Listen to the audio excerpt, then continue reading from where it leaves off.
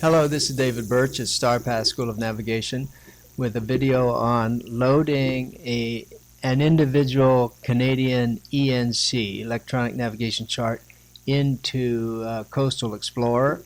And then we have other videos on doing the same thing with Open Captain and then with Expedition. Those are the three programs we use.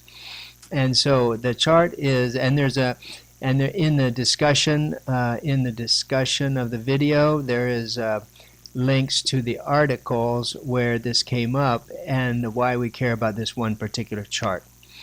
And it's up here. Let me go. One of the nice things about Coastal Explorer is it works so well. And so this is the region we care about right here. And we're looking at Canadian charts. Canadian electronic navigation charts, but there's U.S. ones all around it, and actually just to show how well this works with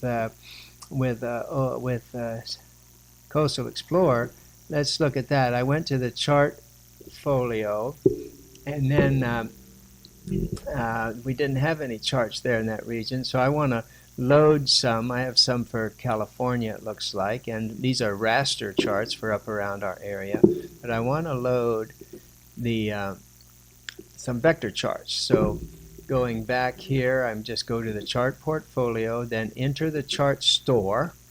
So it says store, but these are free charts we're getting here. And then you have several options over here, and we want NOAA, coast. And then we can get the raster charts or the vectors. We want the vector charts. And then you go down this list to Pacific Northwest. Now we don't want to subscribe. That will mean it will update them every time we open the chart and so forth. A very nice feature, but that's not what we want right now. We just want a list of these.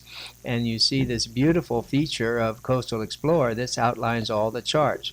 So I can zoom in here, and again, everything works real well. And so here, actually, here's the interesting thing. These are all U.S. government free electronic navigation charts all around here. But if you're doing Swiftsure or Victoria to Maui, you're left with this vacuum here of no chart. So we had to buy that one individually from Canada, which I have done, and that's the main one I want to load. But for now, I'm just going to show you how easy it is. I want to load these guys in the neighborhood. So here's this one, and that highlights it right over here, and then I just say install. Like that. Then we want this one from the Haro Straits. Here, that's here. Install it. And then just for completeness, we'll get this one with a very small scale, covers all of the sound. That's right here. That's 1 to 150,000, and we'll install that. And in that, that one's ready. Oh, and then it says you have 3 charts installed now. So we'll just install all of those. Oh, darn it, it looks like it grabbed that Canadian one. How did it do that? Okay, let's just see if that's true. Oh no, I read something. Oh no, that CA was California, not Canada. But now we have these charts installed. And notice here, here's the name of that chart, US, and this is discussed in those 2 earlier articles, which are referenced in the discussion. This number 4 means it's a scale range of 4. That's 1 to 80,000. This one up here is like 1 to 25,000. This is a big guy. And this one's 1 to 150,000. Now those are there, and we can actually, I'll come back, but let's just go, well, I'll go home here, say. Now let's see, I gotta come here to chart, vector charts. Okay, so these are now installed here and working. And I'm not going to do too much detail with that, but those are those 3, and then we also have this Haro Strait, which won't show up till we zoom in to that scale. So those are all there, but notice what's missing.